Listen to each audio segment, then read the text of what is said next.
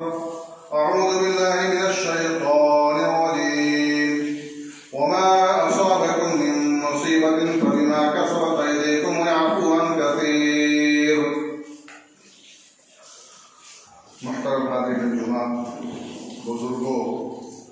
نوجوان دوستوں، عزیز بچوں، میری ماؤں اور بہنوں، تمام قسم کی تعریف و توصیف، عظمت و کبریائی، بڑائی اور بزرگی اس اللہ رب العالمین کی ہدایت و صفات ہے جس نے ہمیں اور آپ کو پیدا کیا، بعدہ ان گنت درود و سلام نازل ہوں تمام انبیاء کرام علیہم الصلوۃ والتسلیم، بالخصوص ہمارے نبی حضرت محمد مصطفیٰ صلی اللہ علیہ وسلم۔ خطبہ رسولہ کے بعد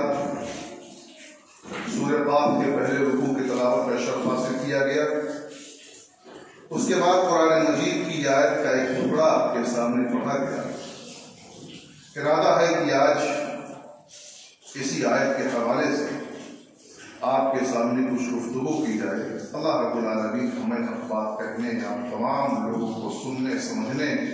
اور ہم تمام لوگوں کو اس پر عمل کرنے کی توفیق عطا فرمائے۔ اللہ رب العالمین ہمیں مختلف طرح سے آزماتا ہے۔ اس کی آزمائش اپنے مخلص بندوں کے ساتھ ہر وقت ہوتی رہتی ہے۔ کبھی مال و اسباب کے ذریعے سے، کبھی اولاد کے ذریعے سے، کبھی مال میں زیادتی کر کے تو کبھی کمی کر کے، کبھی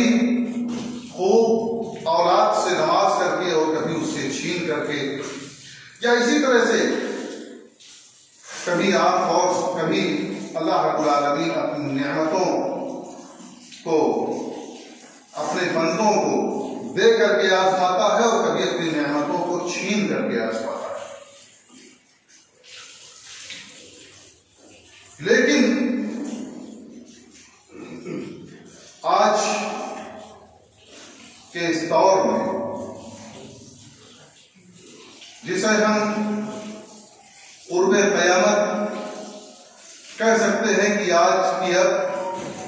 ہم قیامت سے بالکل قریب ہوتے جا رہے ہیں، کیونکہ اس کی نشانیاں، بہت ساری نشانیاں ہمارے سامنے آ چکی ہیں۔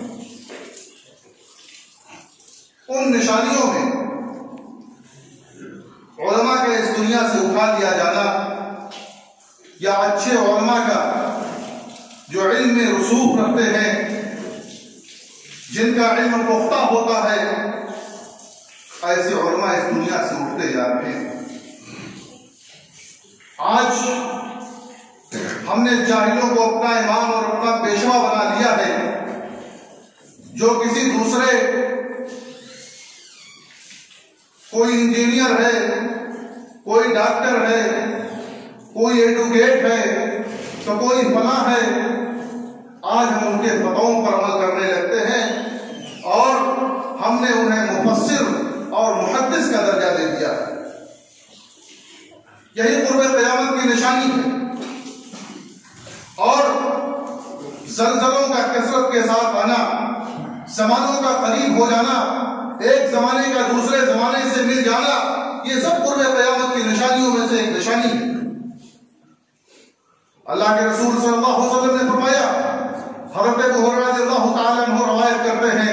کہ اللہ کے رسول صلی اللہ علیہ وسلم نے فرمایا، لا تقوم الساعة حتى يقبض العلم وتكثر الزلازل، کہ قیامت اس وقت تک قائم نہیں ہوگی جب تک کہ علم نہیں اٹھا لیا جائے گا۔ اور ایک دوسری روایت میں صحابہ کرام رضی اللہ تعالی عنہ کے سامنے اللہ کے رسول صلی اللہ علیہ وسلم نے بیان فرمایا کہ علم کا اٹھانا کیسے ہوگا۔ اللہ رب العالمین علم کو ایسے نہیں اٹھا لے گا، اجڑ نہیں لے گا، بلکہ اچھے علماء کو اس دنیا سے اٹھا لے گا، ان کی روحوں کو قبض کر لے گا، ان کو موت دے دے گا، جس کی وجہ سے علم فنا ہو جائے گا، علم ختم ہو جائے گا۔ اور آج دنیا سے علم مٹتا جا رہا ہے۔ زلزلوں کی کثرت ہوگی، خوب زلزلے آئیں گے۔ ہندوستان میں کبھی پاکستان میں تو کبھی عراق میں،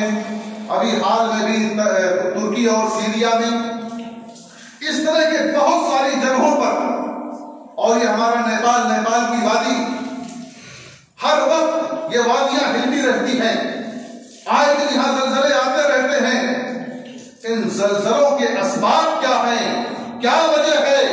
اللہ رب العالمین نے قرب قیامت کی نشانی، یا اللہ کے رسول صلی اللہ علیہ وسلم نے قرب قیامت کی نشانی تو بتائی تھی، لیکن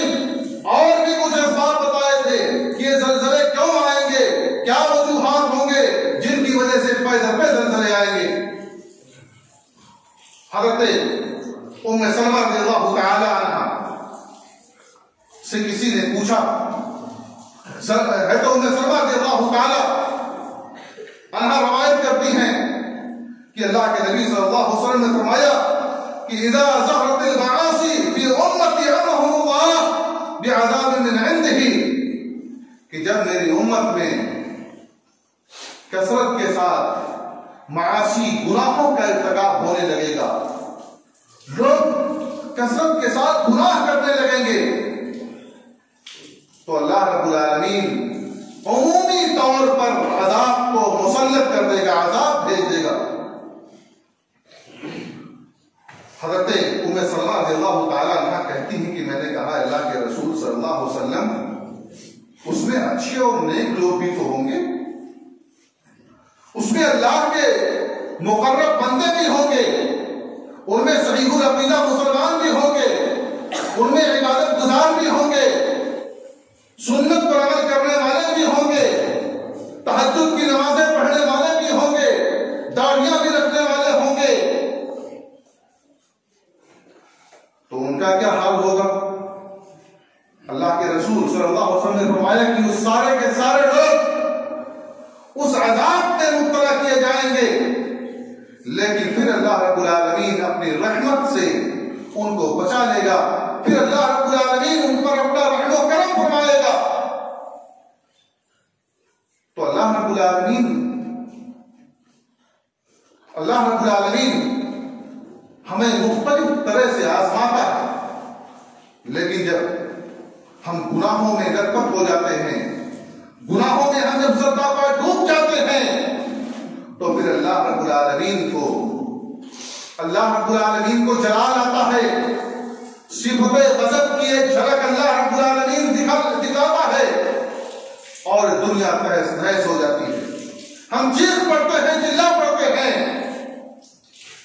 حضرت عائشہ صدیقہ رضی اللہ تعالی عنہ کے پاس حضرت انس رضی اللہ تعالی عنہ اور ان کے ایک ساتھی ان کی خدمت میں پہنچتے ہیں، پہنچ کر کے سوال کرتے ہیں کہ اے ام المومنین، اے مومنوں کی ماں، آپ زلزلے کے بارے میں کیا کہتی ہیں؟ تو انہوں نے کہا، اپنا منہ پہلے پھیر لیا، کہا میں بتاؤں گی تو بہت تکلیف تمہیں ہوگی، کہا آپ کہیے یہ زلزلے کیوں آتے ہیں، ان کے اسباب کیا ہیں، آپ انہیں بتائیے کہ کیوں یہ زلزلے آتے ہیں، یہ زمینیں کیوں ہلنے لگتی ہیں۔ تو حضرت عائشہ صدیقہ رضی اللہ تعالیٰ عنہ نے کہا کہ جب زناکاری، فحاشی اپنی آخری حد کو کراس کر جاتی ہے، جب اس دنیا میں اس روئے زمین پر کوئی عورت اپنے گھر کے علاوہ دوسرے گھر میں اپنے کپڑے کو اتار دیتی ہے، یعنی اپنے شوہر کے علاوہ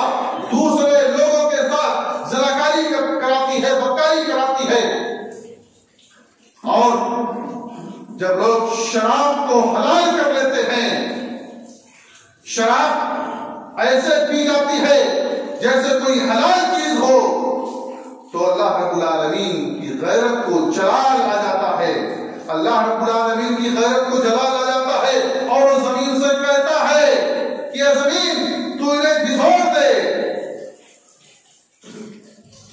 اب اس کے بعد اگر کوئی اللہ رب العالمین سے توبہ کر لیتا ہے، استغفار کر لیتا ہے، تو اللہ رب العالمین انہیں معاف کر دیتا ہے، ورنہ سارے کے سارے لوگ ہلاک و برباد ہو جاتے ہیں۔ تباہی کے دہانے پر پہنچ جاتے ہیں۔ مسلمانوں، آج یہ اللہ رب العالمین ہمیں وارننگ دے رہا ہے، ہمیں موقع فراہم کر رہا ہے، ہلکی سی جھلکی دکھا رہا ہے کہ ہم اور آپ سدھر جائیں۔ اللہ اپنے بندوں پر مہربان ہے، نہایت شفیق ہے، اور اللہ رب العالمین نے فرمایا کہ اللہ رب العالمین قرآن مجید میں فرماتا ہے کہ ظہر الفساد فی البر والبحر، کہ خشکی اور تری یہ تمام کا فساد بما کسبت ایدی الناس، لوگوں کی بدعمالیوں کے نتیجے میں، لوگوں کی بدعمالیوں کے نتیجے میں خشکی اور تری میں فساد پھیل گیا۔ کہ جتنے فساد پیدا ہوتے ہیں، یہ جتنی آفتیں آتی ہیں،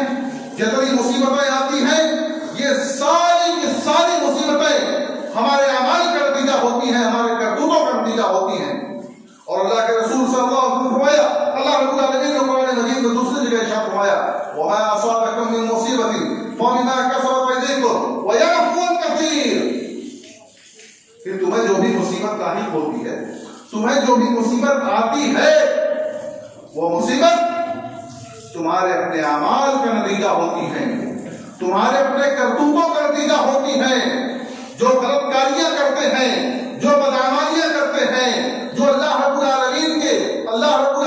کے حرمتوں کا مذاق اڑاتے ہیں، جن چیزوں کو اللہ رب العالمین نے حرام قرار دیا ہے، ان کی حرمت کو ہم پامال کرتے ہیں۔ اللہ رب العالمین نے جن چیزوں کو ہمارے اوپر واجب کر دیا ہے، ان چیزوں سے ہم اپنے لیے اپنا کنارہ کشی اختیار کر لیتے ہیں، تو ایسے وقت میں اللہ رب العالمین کی قدرت کو چلا لاتا ہے، اور وہ تھوڑی سی صفت غضب کی ایک جھلک دکھلاتا ہے، جس کی وجہ سے ہم بلا اٹھتے ہیں، چیخ پڑتے ہیں، چلا اٹھتے ہیں، لیکن جیسے ہی یہ معاملہ ختم ہوتا ہے پھر ہم اپنی روش پر آ جاتے ہیں۔ ہمیں یاد کرنا چاہیے، گزشتہ قوموں کے حالات کا مطالعہ کرنا چاہیے۔ قرآن مجید میں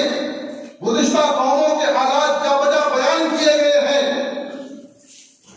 ان قوموں کے حالات کو ہمیں پڑھنا چاہیے اور ان سے عبرت حاصل کرنا چاہیے کہ وہ قومیں جو اپنے آپ کو بہت بہادر کرتی تھی، جو اپنے آپ کو بہت طاقتور سمجھتی تھی، جو اپنے سامنے کسی کو بھی اپنے سامنے نہیں آنے دینا چاہتی تھی، یا کسی کو اس لائق نہیں سمجھتی تھی کہ یہ میرا مقابلہ کر سکتا ہے، یہ میرا مد مقابل ہے، ایسی قوموں کا حشر کیا ہوا؟ قوم عاد، قوم سمود، فرعون اور وہ تمام لوگ جنہوں نے اللہ رب العالمین کی نافرمانیاں کی۔ کوئی زمین کی تہوں میں چلا گیا، کوئی سیلاب کی زد میں آ گیا، کوئی ایسے پڑا ہوا تھا زمین پر جیسے کھجور کے کھوکھلے تنے ہوں، اور کچھ سمندر میں ڈوب گئے۔ جو اپنے آپ کو کہتے تھے انا ربکم الاعلی، میں تمہیں سب سے بڑا رب ہوں، اس کا حشر کیا ہوا؟ آج ہم اکڑ میں ہوتے ہیں، ہم یہ سمجھتے ہیں کہ ہمارے سامنے کوئی نہیں ہے، لیکن یہ اللہ رب العالمین اپنی قدرت کے مظاہر دکھلاتا ہے کہ دیکھو یہ جو تمہاری اکڑ ہے، یہ جو تمہارا تکبر ہے، جو تم اتنا اکڑ کر کے چلتے ہو، اتراتے ہو، تمہاری کوئی حیثیت نہیں ہے، ایک اشارے میں تم تہس نہس ہو جاؤ گے، تمہاری بستی الٹ جائے گی، تم پلٹ دیے جاؤ گے، تمہارے نام و نشان مٹا دیے جائیں گے۔ اللہ رب العالمین سے مقابلہ ہم کرتے ہیں، اللہ رب العالمین کو ہم چڑھاتے ہیں، اللہ رب العالمین کا مذاق اڑاتے ہیں، اور ہم اس کے ساتھ نہ جانے کتنے لوگوں کو شریک ٹھہراتے ہیں۔ اللہ رب العالمین نے قرآن مجید میں ارشاد فرمایا، اولا يرون انهم يفتنون في كل عام مرة او مرتين ثم لا يتوبون ولا هم کی جانب اشارہ کرتے ہوئے، کیا وہ نہیں دیکھتے کہ وہ سال میں 1 مرتبہ یا 2 مرتبہ فتنے میں مبتلا کیے جاتے ہیں، آزمائشوں میں ڈالے جاتے ہیں، لیکن پھر بھی وہ توبہ نہیں کرتے ہیں، اللہ سے رجوع نہیں ہوتے ہیں اور نصیحت حاصل نہیں کرتے ہیں۔ آج جب اس طرح کا معاملہ پیدا ہو، چاہے زلزلے کا معاملہ ہو، سیلاب کا معاملہ ہو، طوفان کا معاملہ ہو، یا کوئی بھی آفت اور مصیبت آئے، کوئی بھی آزمائش ہم پر ٹوٹے، ہم کو سب سے پہلے اللہ رب العالمین سے رجوع کرنا چاہیے۔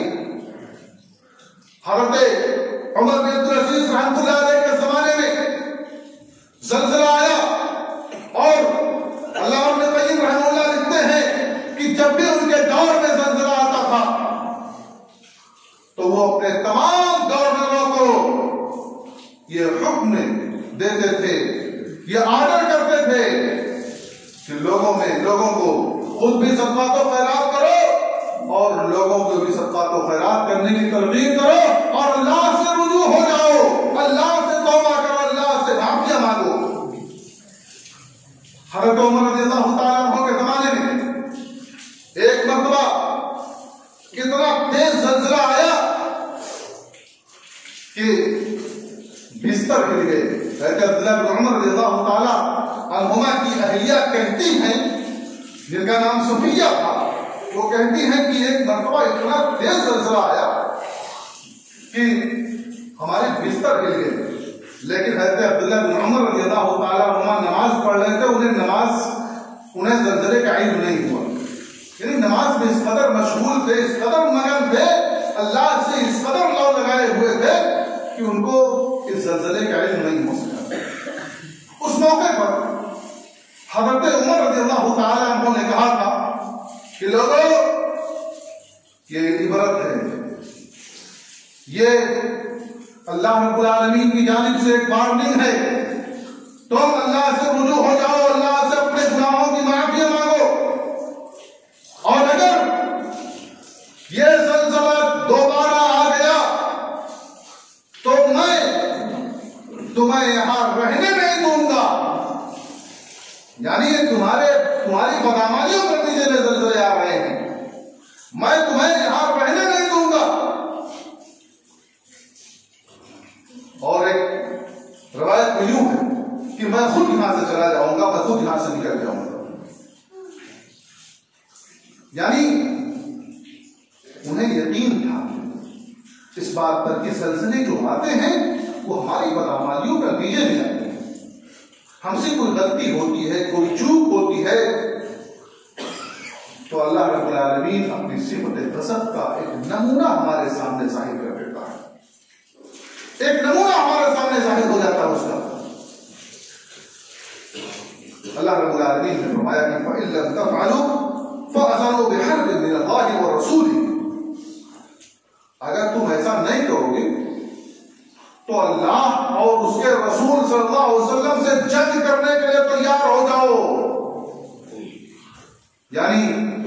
اس سے پہلے کی آیت میں ہے کہ اللہ رب العالمین نے انہیں مسلمانوں کو تقوی اختیار کرنے کا اور سود سے بچنے کا حکم دیا۔ یہ سود ایک ایسی وبا بن گئی ہے، ایک ایسی بیماری بن گئی ہے کہ ہر آدمی اس میں لگتا ہے۔ یہ بینکنگ کا جو نظام ہے، جو ہم نے اپنے موبائل میں انسٹال کر رکھا ہے، چاہے وہ فون پے ہو، گوگل پے ہو، یا دنیا کا کوئی بھی سسٹم ہو، ان سسٹموں نے ہم تک سود کو پہنچا دیا۔ حساب و کتاب ہم ڈھنگ سے نہیں کر پاتے اور سود ہماری رگوں میں، ہمارے خون میں دوڑنے لگا۔ بہرحال میں کہہ رہا تھا کہ اللہ رب العالمین نے انہیں تقوی اختیار کرنے کا اور سود سے بچنے کا حکم دیا، اور اس کے بعد اللہ رب العالمین نے کہا کہ اگر تم ایسا نہیں کرو گے، اگر تم اپنے رب کی مخالفت کرو گے، رسول کی مخالفت کرو گے، تو اللہ سے اور اس کے رسول سے جنگ کے لیے تیار ہو جاؤ. اور جب یہ معاملات ہو جائیں, ہم اس طرح کے معاملات دیکھیں, تو ہم اسے اللہ رب العالمین کی آزمائش سمجھیں. مومنین کے لیے آزمائش ہے, مومنین کے لیے یہ سدھرنے کا موقع ہے, یہ وارننگ ہے کہ ہم سے کوئی چوک ہو رہی ہے, ہم سدھر جائیں, اپنی سدھار کر رہے ہیں. اگر ہمارے اندر کوئی بدعملی ہے, کوئی برا عمل ہمارے اندر ہے, ہم ہم محاسبہ کریں, اپنے نفس کا محاسبہ کریں, ٹٹولیں, تلاش کریں کہ کوئی ایسی غلطی تو نہیں جس کی وجہ سے اللہ رب العالمین کی آزمائش ہمارے اوپر آ گئی. کہتے عائشہ صدیقہ رضی اللہ تعالی عنہا نے کہا تھا کہ مومنین کے لیے نصیحت ہے اور رحمت ہے, اور کافروں کے لیے یہ اللہ رب العالمین کی مار ہے, اور اللہ رب العالمین کافروں کے لیے اللہ رب العالمین کی ناراضگی کا باعث ہے. اس لیے ہمیں اسے آزمائش سمجھ کر کے اور اللہ رب العالمین سے رجوع ہونے کی ضرورت ہے. جب اس طرح کا کوئی بھی معاملہ پیدا ہو تو ہمیں اللہ کے نبی صلی اللہ علیہ وسلم کے طریقے پر عمل کرنا چاہیے کہ اللہ کے نبی صلی اللہ علیہ وسلم